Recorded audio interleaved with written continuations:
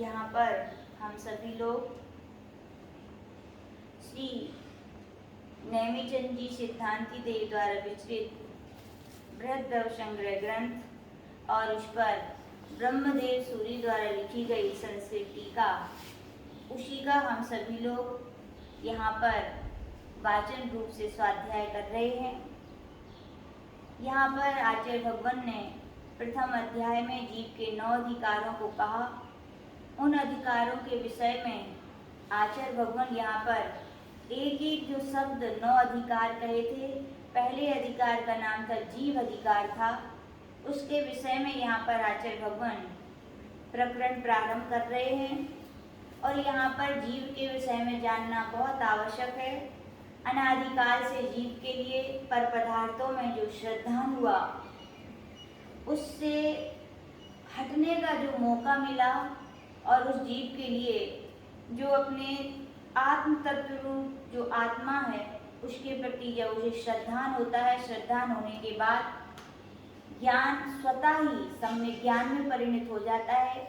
लेकिन कहा जाता है ज्ञान तो ज्ञान है, जितना आत्मा में, यद्यपि ज्ञान की कमी नहीं है आत्मा में, आत्मा का स्वभाव ही ज्ञान है, कहीं बाहर से नहीं आ रहा है। वो निज की निधि है, निज की संपत्ति है, निज का वैभव है। उस ज्ञान के लिए अन्य पदार्थों की अपेक्षा नहीं है। लेकिन चूंकि कर्माधीन अपनी सांसारिक अवस्थाएं हैं, जितना क्षयोक्षम होता है उतना जीव के लिए ज्ञान की प्राप्ति होती है। बिल्कुल वैसे ही है जैसे सूर्य तो स्पष्ट है, लेकिन जब बादल आ जाते हैं, जितने बादल आ जाते हैं उतने ढक जाता है, और जितना बादल दूर होते जाते हैं उतना आवरण क्या हो जाता है, दूर हो जाता है। और जब पूरे ही बादल अलग हो जाते हैं तो स्वच्छ निर्मल जो सूर्य है उसके दर्शन होते हैं। वैसे ही अपने उपलक्षण है ये आत्मा के ज्ञान का। यद्यपि सूर्य बहुत छोटा, हम पहले बता चुके हैं, स्वपर प्रकाशत्व वाला उदाहरण तो दे सकते हैं, लेकिन स्वपर प्रकाशत्व नाम का जो चैतन्य गुण जो आत्मा के ज्ञान में है वो उसमें नहीं है। क्योंकि सूर्य भी पर पदार्थों को प्रकाशित करता है, स्व को प्रकाशित करता है, और वैसी आत्मा का ज्ञान भी स्व को भी प्रकाशित करता है और पर पदार्थों को प्रकाशित करता है। तो प्रकाशत्व गुण के कारण दोनों को यहाँ पे कह दिया है। लेकिन चैतन्यवान जो आत्मा है वैसा सूर्य नहीं है। तो कहने का तात्पर्य है कि सूर्य का एक उदाहरण दिया गया है, वैसे ही आत्मा में भी अनंत ज्ञान, जितनी आत्मा है उतना ही ज्ञान है। ऐसा भी कहें तो कोई अभेद विवक्षा से कथन सही है। निश्चय से ऐसे ही कहा जाता है, जितनी आत्मा है उतना ज्ञान है, जितना ज्ञान है उतनी आत्मा है। क्योंकि कर्माधीन अवस्था है तो जितना जितना ज्ञान का आवरण दूर होता है उस आवरण को क्षयोक्षम कहा जाता है। जितना क्षयोक्षम होता है उतना जीव उस ज्ञान के प्रति ज्ञात भाव से अवगत हो जाता है। श्रद्धान हुआ है तो ज्ञान का स्तर अब क्या होना चाहिए, बढ़ना चाहिए। आचार्य जी ने बहुत अच्छा उदाहरण दिया था। एक बार आचार्य जी ने पूछा, आचार्य जी छायक संवर्ग दर्शन तो चौथे गुण स्थान में भी हो जाता है, और वही छायक दर्शन अनंत भगवान के पास है, दोनों में अंतर क्या है? क्या अंतर है? छायक सम्यक दर्शन तो दोनों के पास एक साथ, क्या अंतर है? तो आचार्य जी ने बहुत अच्छा उदाहरण दिया था। आचार्य जी बताए थे, जैसे बोले एकम की, यानी कि शुक्ल पक्ष जब समापन हो जाता है तो एकम का जो चांद निकलता है, वो एकम के चांद भी चांद है और पूर्णिमा का चांद भी क्या है, चांद है। लेकिन दोनों में क्या अंतर है? बोले कलाएं क्या हुई हैं, जितनी एकम के चांद में कला थी वो प्रारंभ था कला का, और पूर्णिमा के चांद में क्या हो गया, कलाओं की पूर्णता हो गई है। एकम का जो चांद निकला है वो इतने पर पदार्थों को प्रकाशित नहीं कर पाता है जितना पूर्णिमा का चांद तो ऐसे ही लगता है कि किसी ने पता नहीं सूरज का प्रकाश कर दिया है, क्या कर दिया है, यानी कि पूरा स्पष्ट सब कुछ दिखता है। तो यहाँ पे कहा गया चांद तो दोनों एक हैं, लेकिन दोनों के ज्ञान में क्या है, अंतर है। छाया सम्यक दृष्टि जीव का भी ज्ञान है, लेकिन उसका ज्ञान कितना है, थोड़ा है। कर्मों के क्षयोक्षम की अवस्था है, जितना आवरण उतना ज्ञान हुआ है। लेकिन ये जैसे जैसे ज्ञान की बढ़ता, जैसे जैसे चंद्रमा की वे कलाएं बढ़ना कहा है, ऐसे यहाँ पर बढ़ना यानी ज्ञान का क्षेत्र क्या होता है, जितना जितना बढ़ता जाता है ज्ञान से श्रद्धान का भी क्षेत्र क्या होता है, बढ़ता है। बढ़ता है कि नहीं बढ़ता, अवश्य बढ़ता है। इसीलिए आचार्य भगवंतों ने सम्यक ज्ञान के लिए मध्य दीपक कहा है। इस तरफ सम्यक दर्शन है, इस तरफ सम्यक चारित्र है। यहाँ सम्यक दर्शन के लिए वो दृढ़ करता है और सम्यक चारित्र के लिए निर्मलता प्रदान करता है। जितना जितना ज्ञान बढ़ता है उतना उतना श्रद्धान दृढ़ता को प्राप्त होता है और उतना उतना चारित्र निर्मल होता है। तो कहा गया इसीलिए सम्यक ज्ञान की आराधना अपने लिए करते रहना चाहिए। जीव तत्व का जो श्रद्धान हुआ है, निज आत्मा का जो श्रद्धान हुआ है, तो आत्मा के विषय में ज्ञान भी अपना क्या होना चाहिए, बढ़ते बढ़ते और इतना बढ़ना चाहिए कि जब तक बढ़ना चाहिए, आचार्य जी कहते हैं कि जब तक कि अपने लिए पूर्ण स्वरूप की प्राप्ति ना हो जाए। ऐसा इस ज्ञान के यानी जो जीव तत्व का अपन ने श्रद्धान किया है, अब आचार्य भगवान उसी जीव तत्व के और ज्ञान की हम कहें कि जिनवाणी लवण समुद्र का खारा जल है, पूज्य गुरुदेव कहते हैं। और जितना जितना पीते हैं प्यास क्या होती है, शांत नहीं होती, जिज्ञासा और बढ़ती है। ऐसे मुमुक्षु जीवों के उस जिज्ञासा को शांत करने के लिए नहीं, हम तो यही कहेंगे कि बढ़ाने के लिए आचार्य भगवान यहाँ पर जीव के स्वरूप को गाथा 3 के माध्यम से यहाँ पर कहने जा रहे हैं। अतः परम द्वादश गाथा भी नवाधिकारेण विवर्णोति तत्रादौ जीव स्वरूपम कथयति। अब इसके आगे 12 गाथाओं के द्वारा 9 अधिकारों का निरूपण करेंगे और कह तत्रादौ, यहाँ प्रथम जीव तत्व के स्वरूप को यहाँ पर कह रहे हैं। दिक्काने जदुकाना इंद्रियबलमाउ आणपाणोया व्यवहारा सो जीवो निश्चय नेदो चेतना जस्य। कह रहे हैं काले 3 काल होते हैं। कौन कौन से, सभी लोग जानते हैं, भूतकाल, वर्तमान काल और भविष्य काल। तीनों कालों में चतुर्पाणा जो 4 प्रकार के प्राणों से, कौन कौन से प्राण, तो कह रहे इंद्रिय, बल, माऊ यानी आऊ और आण पाणु यानी श्वासोच्छ्वास, इन 4 प्राणों से जो जीता है तो आचार्य व्यवहारो सो जीवो, व्यवहार नहीं की अपेक्षा से वो क्या है, जीव है। निश्चय ने दो चेतना जस्य, और निश्चय ने से जो केवल चेतना ही जिसका प्राण है ऐसा वो कौन है, जीव कहलाता है। ऐसा आचार्य भगवान ने यहाँ पर शब्दार्थ और नयार्थ कहा। अब आगे आचार्य भगवान श्री ब्रह्मदेव सूरी अपनी व्याख्या प्रारंभ कर रहे हैं। काले चतुर्पाणा कालत्वे चत्वारा प्राणा भवन्ति। यहाँ पे कह 3 काल में जीव के 4 प्रकार के प्राण होते हैं।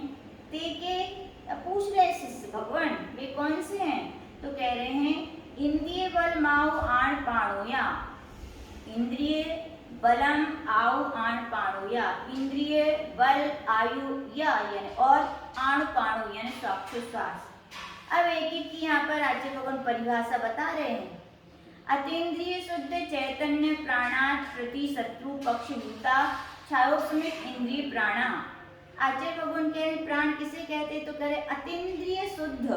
अतीन्द्रिय का अर्थ होता है इंद्रियां होती है, अतीन्द्रिय होता है जो ज्ञान इंद्रियों से होता है उसे इंद्रिय ज्ञान कहते हैं। जहाँ पर इंद्रियों की आवश्यकता, मन की आवश्यकता नहीं होती है, ऐसे ज्ञान को क्या कहते हैं, अतीन्द्रिय ज्ञान कहते हैं। तो कह रहे हैं अतीन्द्रिय शुद्ध चैतन्य प्राण के प्रतिपक्ष शत्रुभूत जो क्षारोक्षमित इंद्रिय प्राण कहलाते हैं, वे क्या कहलाते हैं, इंद्रिय प्राण कहलाते हैं। फिर कह रहे हैं अनंत वीर्य लक्षण बल प्राणात् अनंतैक भाग प्रमिता मनो वचन काय बल प्राणा। आचार्य भगवान कह रहे हैं बल यानी अनंत वीर, वास्तविकता में आत्मा कैसी है, अनंत वीर संपन्न है, लेकिन कह रहे हैं उस अनंत वीर लक्षण रूपी जो बल है उस प्राण के विपरीत कौन सा है, बोल रहे उस विपरीत नहीं सॉरी उसके अनंत एक भाग प्रमित यानी जितना अनंत वीर है उसके एक भाग के प्रमाण यानी कि अनंत के भाग कर दिए जाए, कितना, एक भाग मात्र प्रमाण क्या है, मन बल है, वचन बल है और काय बल प्राण है।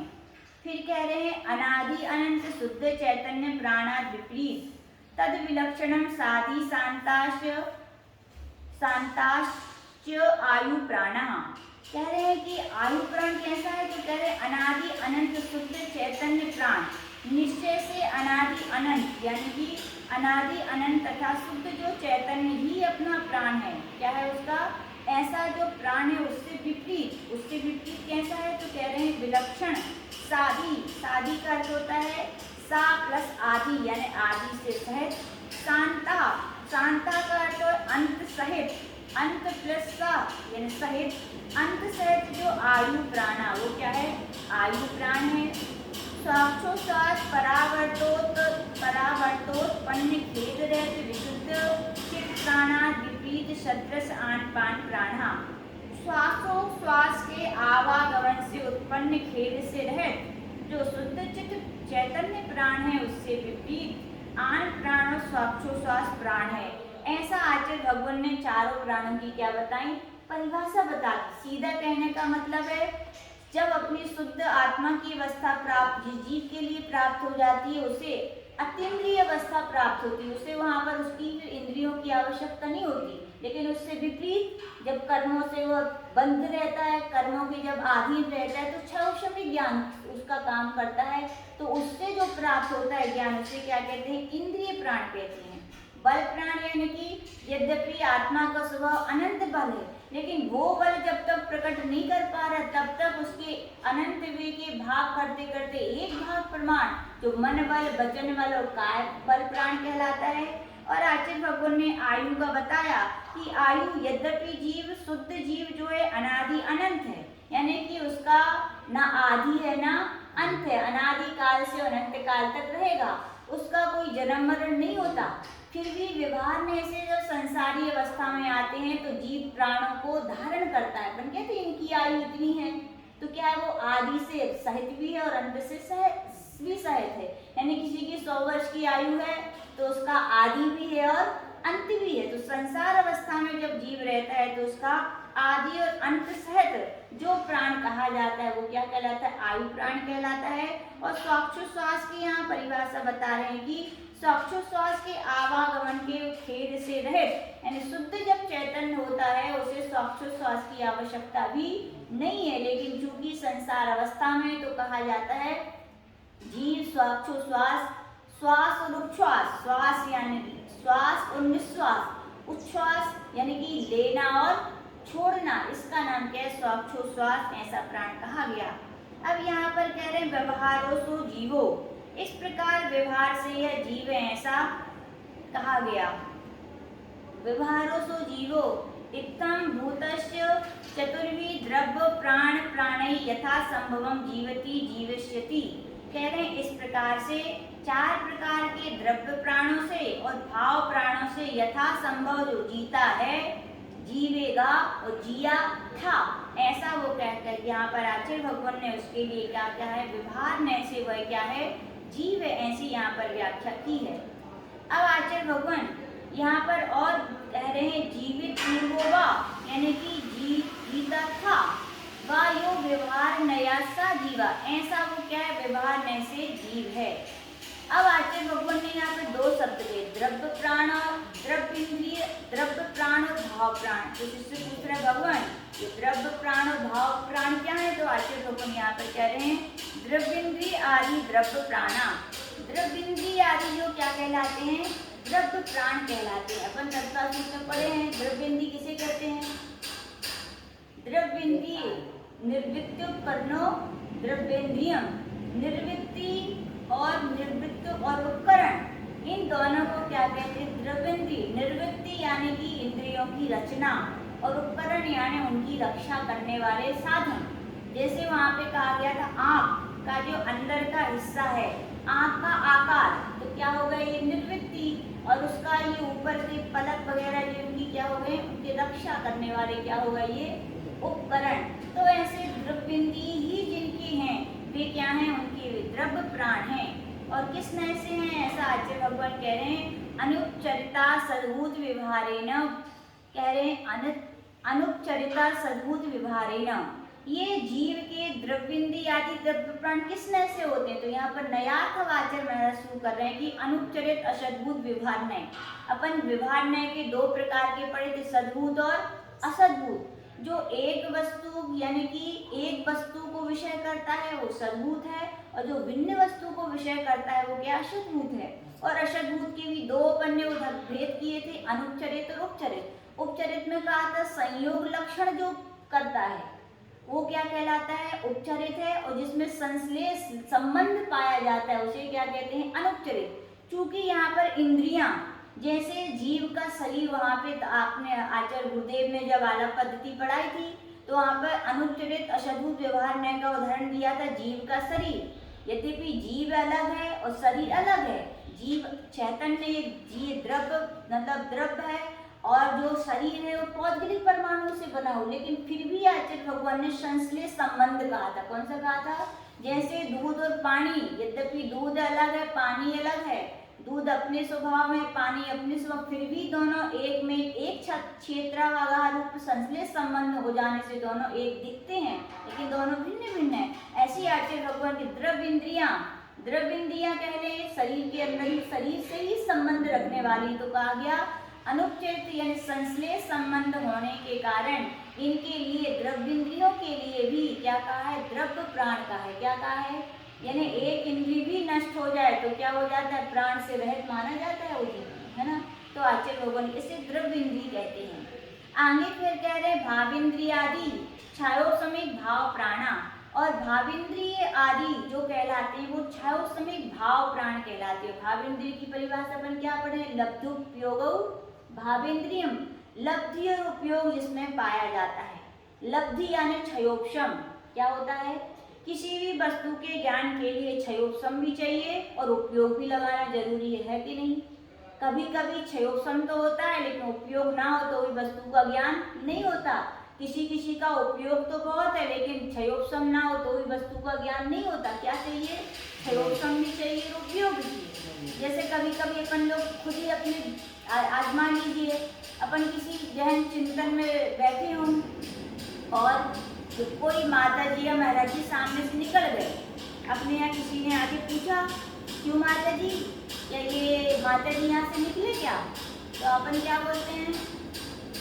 पता नहीं है। बोले क्या सो रहे थे? बोले नहीं सो तो नहीं रहे थे, मैं तो आँख खुली करके बैठा था। आँख खुली है फिर भी ज्ञान नहीं हुआ और व्यक्ति वहाँ से निकला, क्यों नहीं हुआ? बोले क्या आपको दिखे नहीं? पता नहीं, आंखें खुली है तो देखना चाहिए, आंखों का काम क्या देखना है। तो बोले आंखों ने तो देखा लेकिन आपका उपयोग नहीं था, तो उस वस्तु का ज्ञान नहीं हुआ। क्षयोपशम होने पर भी, क्षयोपशम जब अन्य जगह होता है, अपना उपयोग अन्य जगह होता है तो वस्तु का ज्ञान उतना हो नहीं पाता। आजकल देखो थोड़ी उम्र वाले हो जाते हैं, उनसे कहो भैया स्वाध्याय किया करो, क्लास में आया करो, अध्ययन किया करो, परीक्षा दिया करो, तो लोग क्या कहते हैं? माता जी अब याद नहीं होता। बोले क्या नहीं होता? बोले अब क्षयोपशम नहीं है। बोले याद नहीं है। तो आप गुरुदेव बोलते भैया ऐसा मत कहो, क्षयोपशम तो है लेकिन क्या नहीं है? अब उपयोग नहीं है। अब चूंकि आपकी उम्र बढ़ गई है, आपका परिवार हो गया, तो आपका उपयोग क्या अन्य जगह बढ़ गया है। क्षयोपशम नहीं है, यदि ऐसा कहोगे तो फिर आपको घर में कोई भी वस्तु जब आपसे पूछी जाती है ये स्वर्ण के हार कहाँ रखा है, क्षयोपशम नहीं है, तो वो भी आप बता नहीं पाएंगे। फिर उसके लिए तो आप तुरंत बता देते, तो अमुक वस्तु अमुक स्थान पर ऐसी रखी है। क्षयोपशम है कि नहीं है? क्षयोपशम तो है कि नहीं? लेकिन ज्ञान के विषय में आप क्या कहते हैं? क्षयोपशम नहीं तो गलत है।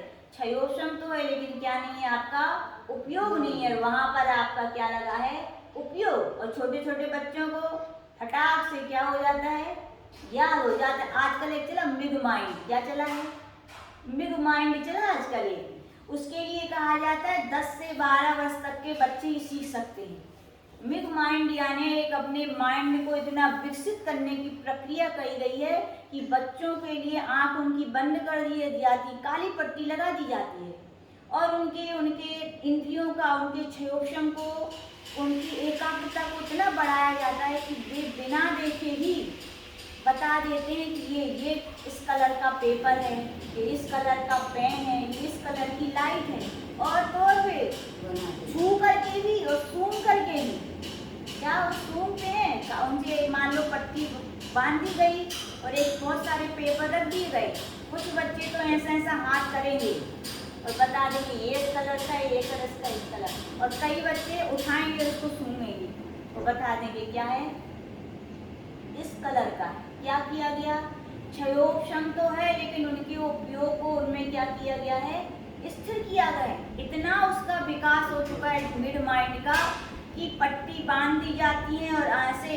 आंख बंद करें और उनके हाथ में एक एक अक्षर पर रखते हैं और बिना देखे वो क्या करते हैं, पढ़ देते हैं। और तो और इतना कि भावनाएं, जैसे कहते हैं ना भावनाएं दी जाती है, अपनी आगम की भाषा में उसे क्या कहेंगे, भावनाएं देना, कि इतनी भावनाएं दी जाती, इतना उसके बारे में सोचा जाता है, इतना चुंबकीय आकर्षण उसमें कर दिया जाता है। कहा जाता है कोई यहाँ लोहे की वस्तु हो तो व्यक्ति देख देख के उसको पलट सकता है, इतना मिड माइंड यानी क्या, जो उसके ज्ञान का क्षयोक्षम है उसको इतना एकाग्र कर देना, उपयोग को स्थिर कर देना। क्या कर देना, उपयोग को स्थिर कर देना। और वस्तु का ज्ञान किससे होता है, क्षयोक्षम भी चाहिए और उपयोग भी चाहिए।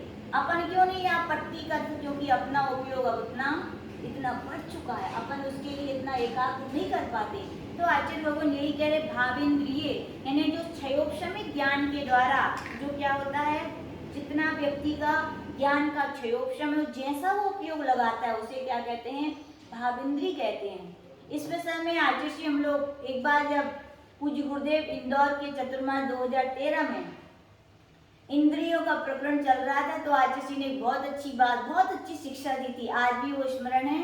आचार्य जी ने बोला था, बोले इंद्रियां कैसी होती हैं, तो उसमें निकला था अहमिंद्रवत इंद्रियाणी। क्या कहा था, इंद्रियां कैसी होती है, अहमिंद्र की तरह। तो आचार्य जी बोले सुनो सब लोग, सबको अहमिंद्र बनना चाहिए। बोले क्या बनना चाहिए, सब लोग सब खुश हो गए। बोले क्या, अहमिंद्र बनना चाहिए। अहमिंद्र यानी कौन, उसमें परिभाषा आई मैं ही हूँ। क्या है अहमिंद्र, क्या, मैं ही पूर्ण हूँ अपने आप में। यानी कि इंद्र में तो छोटे बड़े की कल्पना होती, लेकिन अहमिंद्र में कोई छोटा बड़ा नहीं होता, मैं ही सब कुछ हूँ, परिपूर्ण हूँ, ऐसी अपन को भावना करनी चाहिए। तो आज अहमिंद्र बनना चाहिए। तो सब लोग खुश हो गए। तो आचार्य जी बोले सुनो, अहमिंद्र का मतलब ये नहीं कि स्वच्छंद हो जाए, कोई अहमिंद्र यानी मैं ही सब राजा हूँ, मैं जो चाहूँ वो करूँ। तो बोले ऐसे अहमिंद्र नहीं बनना कि जो मन में आए सो वो करो। अहमिंद्र का अर्थ है स्वतंत्र रहना, और स्वतंत्र का अर्थ स्वतंत्र है वो एक शब्द और बोलते हैं ना, क्या, स्वच्छंद नहीं बनना। क्या ना चाहिए, स्वच्छंद बनना और स्वतंत्र बनना, दोनों में क्या है, बहुत अंतर है। स्वच्छंद तो वे होते हैं जिन्हें किसी ना धर्म की, ना गुरु की, ना संयम की कोई मर्यादा नहीं है, जो मन में आया सो करना, वे तो क्या कहलाते हैं, स्वच्छंद। और एक स्वतंत्र होते हैं, स्वतंत्र का अर्थ होता है अपने अपने कार्यों में संलग्न रहना। भले ही आप लोग 5 लोग हैं, सामयिक का टाइम हुआ, 4 लोग भले ही किसी काम में व्यस्त हैं, लेकिन आपको जैसे याद आया कि किसका टाइम है, सामयिक का टाइम है और काम उतना आवश्यक नहीं है, क्रियाएं पहले आवश्यक हैं, तो क्या करना, उठ के आके अपन अपनी सामयिक में बैठ गए। ये क्या है, आप अपनी साधना में स्वतंत्र हैं, लेकिन गप्पों में लगे हैं, बातों में लगे, तो क्या हो गए, ये स्वच्छंद हो गए। क्या हो गए, तो आचार्य जी बोल रहे थे स्वतंत्र तो बनना चाहिए, तो स्वच्छंद नहीं बनना चाहिए। तो आचार्य जी से पूछा, आचार्य जी इंद्रियां कैसे स्वतंत्र होती है, कैसे बनना चाहिए। तो बोले इंद्रियों का उदाहरण इसलिए दिया है कि बोले इंद्रियां अपने आप में अहमंद्र होती हैं। अहमंद्र का अर्थ है जैसे जो इंद्रिय का जो काम है वो ही कर सकती, अन्य नहीं कर सकती।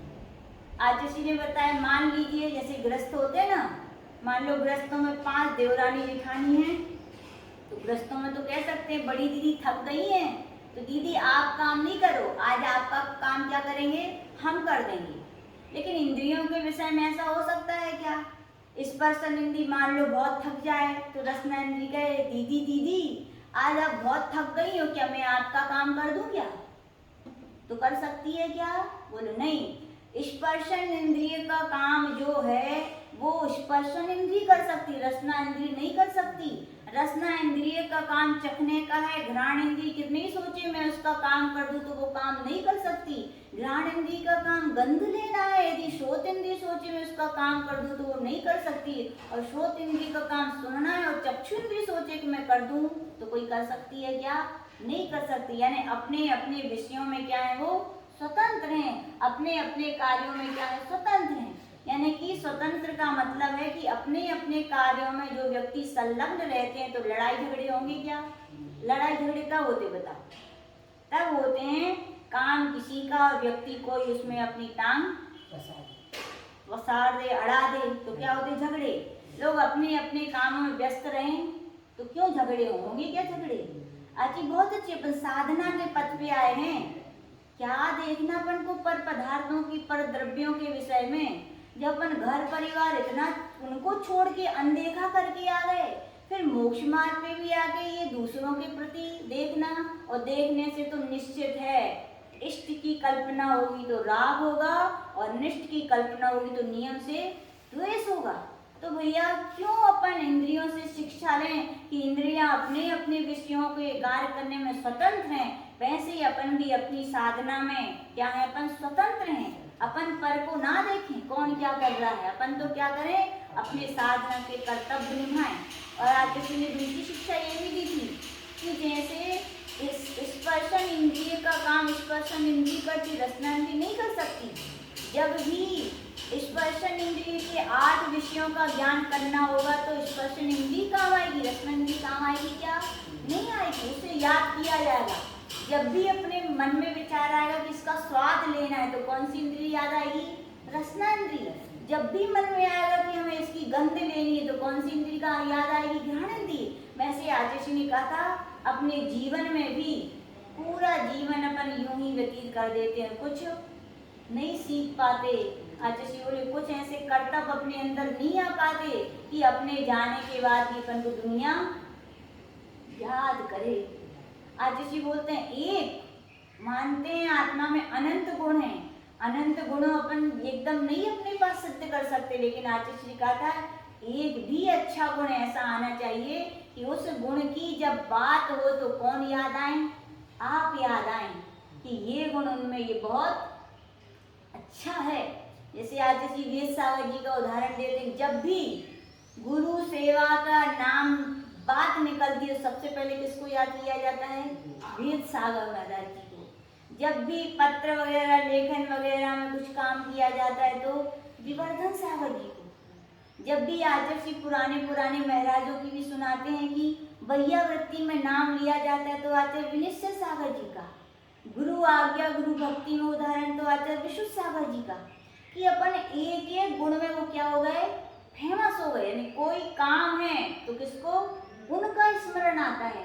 तो आचार्य भगवान कह रहे थे अपन को भी अहमिंद्र बनना चाहिए। अहमिंद्र यानी अपनी साधना में स्वतंत्र, कोई किसी से अपन को लेना देना नहीं। और याद रखना अपनी यही प्रवृत्ति वो दुष्प्रवृत्ति कहेंगे। इस दुष्प्रवृत्ति के कारण कि अपने जो आत्मा का स्वभाव क्या है? ज्ञाता दृष्टा है। और अपन क्या करते हैं? ज्ञाता दृष्टा ना करके स्वामीपना बन जाते हैं।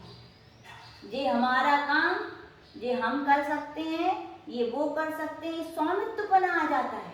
हम भी तो ऐसा कर सकते हैं, अहम भाव आ गया, ममत्व भाव आ गया। और जहाँ ममत्व अहम भाव होते हैं, स्वामीपना होते हैं, कर्तृत्व की बुद्धि आती है, भोक्तृत्व बुद्धि आती है, वहाँ नियम से क्या होते हैं? राग द्वेष हो जाते हैं। क्या हो जाते हैं? अपनी आत्मा का स्वभाव ये सब नहीं है क्या? ये सब अपनी आत्मा का ज्ञाता दृष्टा है। जब व्यक्ति स्वभाव में जीता है तो कर्मों में भी ताकत नहीं कि वो आपको बांध सके। कर्म कब बांधते हैं अपने लिए? कर्मों के डंडे कब खाने पड़ते हैं? जब अपने स्वभाव से हटकर विभाव में चले जाते हैं। स्वभाव तो ज्ञाता दृष्टा है और हम कर्ता भोक्ता बन जाते हैं। अपना काम छोड़ के अपन दूसरों का काम करते हैं तो क्या होता है? फिर राग द्वेष होते हैं, राग द्वेष होते हैं, कर्म बनते हैं, कर्म बनते हैं तो अपने लिए क्या? डंडे खाने पड़ते हैं। तो इससे शिक्षा लेनी चाहिए इंद्रियों से। जैसे इंद्रिय अपने अपने विषयों में स्वतंत्र हैं, वैसे ही अपन को अपनी साधना में क्या रहना चाहिए? स्वतंत्र। कौन क्या कर रहा है, इतने ज्यादा विकल्पों में पढ़ने की आपको आवश्यकता नहीं है। निर्विकल्प अवस्था तभी बनेगी जब आप इन छोटे छोटे विकल्पों को छोड़ने का अभ्यास करेंगे। आचार्य जी हमेशा बोलते हैं साधना कहना और करने में बहुत अंतर है। कह लेते हैं अपन लोग कि हम साधना कर रहे हैं, लेकिन राग द्वेष निवृत्ति चरणम प्रतिपद्यते साधु। कब कब आपको विचार आते हैं कि मैं राग द्वेष ना करूं? क्या हो जाते हैं? कब विचार आते हैं कि मैंने क्यों किया राग द्वेष? और राग द्वेष करके किसका भला होगा बताओ? जिसके बारे में राग किया, जिसके बारे में द्वेष किया, उससे उसका भला बुरा होगा कि तुम्हारा होगा? बोलो किसका होगा? याद रखो, परिणति तुम्हारी खराब हो रही है, परिणति तुम्हारी राग द्वेष से लिप्त है, तो फल भी किसको भोगने पड़ेंगे? तुम्हें ही भोगने पड़ेंगे। आचार्य भगवान कहते हैं जब इंद्रियां पौद्गलिक होकर के भी देखो अहमिंद्री की तरह अपने अपने कार्यों में स्वतंत्र होकर अपना अस्तित्व और व्यक्तित्व बनाए, वैसे आचार्य भगवान कहते हैं अपन भी अपनी साधना में ही लीन रहें। व्यर्थ के संकल्प विकल्पों में कौन क्या कर रहा है, इन सब में अपन को पढ़ने की आवश्यकता नहीं है। ऐसी जो साधना करते हैं, जो छोटे छोटे संकल्प विकल्पों को छोड़ते हैं, उनकी निर्विकल्प अवस्था बनती है, उनका व्यक्तित्व बनता है। और ऐसा व्यक्तित्व बनता है कि जो आत्मा का अस्तित्व शुद्ध बुद्ध जो है उसकी वो सिद्धि कर पाते हैं। तो आचार्य जी ने बहुत अच्छी शिक्षा दी थी। और दूसरी शिक्षा क्या दी थी? अपन को इंद्रियों की तरह कोई ना कोई एक अच्छे गुण में क्या होना चाहिए? निपुण होना चाहिए। 25 जगह हाथ डालने वाले सक्सेस नहीं होते, और एक गुण की सिद्धि कर ली एक के साधे सब सदे। बिल्कुल बात सत्य है। सुनाएंगे कभी एक आध दिन कि आत्मा में अनंत गुण है, तो अनंत गुण की सिद्धि के लिए क्या एक ही गुण की साधना अलग अलग करनी पड़ेगी? तो आज बोले ना, एक ही गुण की साधना कर लो, पूरे गुण क्या हो जाएंगे? क्योंकि सहगुणा सहभावी गुणा, गुण सहभावी होते हैं। एक आ गया, जैसे अपने यहाँ कहा चूल से निमंत्रण कह दिया, चूल यानी परिवार आ गए। ऐसी गुणों के विषय में भी कहा जाता है एक गुण यदि अपनी आत्मा में सिद्ध हो गया तो चिंता मत करो, सारे गुण सहभावी हैं, वो नियम से आपको क्या हो जाएंगे? शुद्ध हो जाएंगे। तो कहने का तात्पर्य अपने जीवन में ऐसा व्यक्तित्व बनाए, एक ना एक बड़े गुण नहीं तो भले छोटा सा गुण हो, क्या हो? भले छोटा गुण हो सकता है। अब भैया व्यक्ति में कुशल बन सकते हैं, अरे कुछ नहीं, पुस्तकों के अच्छे जिनवाणी को कवर चढ़ाने में कुशल हो सकते हैं अपन। अरे कुछ नहीं तो अपनी साधना में व्यर्थ की बातों में हम नहीं पढ़ते, ये भी तो बहुत बड़ा गुण है कि राग द्वेष में हम नहीं पढ़ते, हमें कुछ नहीं आता, ज्यादा ज्ञान नहीं है, ज्यादा अध्ययन नहीं है, ज्यादा हम कुछ नहीं कर सकते, लेकिन अपन राग द्वेष नहीं करते। जहाँ राग द्वेष की बातें होती वहाँ हम नहीं बैठते, जहाँ राग द्वेष की चर्चा होती हम नहीं सुनते। यही तो सबसे बड़ी साधना है। आचार्य जी बोलते हैं यही पुरुषार्थ करना है, क्योंकि अनादिकाल के संस्कार यही भरे हैं। तो आचार्य भगवान यही यहाँ पे बहुत अच्छी शिक्षा दी कि भावेंद्रिय द्रव्येंद्रिय का यहाँ पर लक्षण कहा। तो भावेंद्रिय यानी क्या? क्षयोक्षम और उपयोग, क्षयोक्षम भी होना चाहिए और उपयोग भी होना चाहिए। क्षयोक्षम मिला है तो उपयोग लगाएं, तो याद कैसे नहीं होगा? दुनिया भर की बातें यादें होती हैं और ज्ञान की बातें नहीं हो रही, यानी आप उपयोग नहीं लगा रहे। और कहीं ऐसा भी होता है उपयोग तो बहुत लगता है लेकिन क्षयोक्षम नहीं है। कई लोग दिन भर पढ़ रहे हैं लेकिन क्षयोक्षम नहीं है तो भी याद नहीं होता। तो आचार्य भगवान कह रहे भाविंद्रिय जो प्राण कहे उनके लिए क्या लब्धि भी चाहिए, तो क्षयोक्षम भी चाहिए, ज्ञान का उपयोग भी चाहिए। पुनः अशुद्ध निश्चय नहीं है ना। और यहाँ पे कहा गया कि भाविंद्रियां हैं वो जीव की किस नय से है? तो बोले अशुद्ध निश्चय नय से। किस नय से है? क्योंकि पहले बता गया है शुद्ध निश्चय नय छायक भावों से कथन करता है और अशुद्ध निश्चय नय छायोपशमिक भावों का। चूंकि ये भावेंद्रियां जीव के छायोपशमिक भावों से उत्पन्न हुई, जीव के ही भाव, जीव का ही ज्ञान है, इसलिए यहाँ पे कहा गया है अभेद रूप से विवक्षा की गई है कि कर्मोपाधि सापेक्ष न्याय की अपेक्षा से गुण गुणी में जो अभेदपना बताएं। क्योंकि संसारी अवस्था है, कर्माधीन अवस्था है और आत्मा के ज्ञान की ही पर्याय है। ये क्षयोक्षम क्या है? ज्ञान का ही गुण है। तो आचार्य भगवान कह रहे ये अशुद्ध निश्चय से जीव की क्या होती हैं? भावेंद्रियां होती हैं। तो इस प्रकार से अपन और इस विषय को आगे पढ़ेंगे। जय बोलिए परम पूज्य आचार्य गुरुदेव विराट सागर जी महामुनि राजा की।